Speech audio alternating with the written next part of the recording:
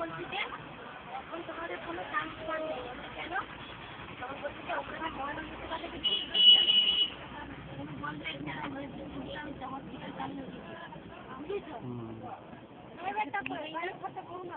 আরেকটা কথা বলছি যে হসপিটাল বলছি যে কখন সামনের বছর এই নভেম্বর মাসে এই সময় যদি লোকসভার ভোট আছে তাতে ডাক্তার নার্সকে হয়তো পাঠাবে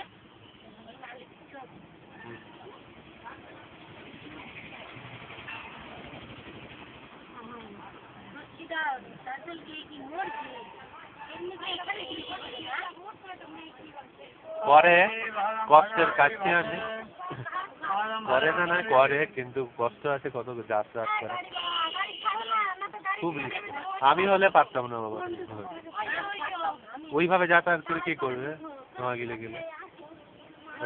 নৌকা টেকারে করে অত দূর যাওয়ার পয়সা খরচ আছে বল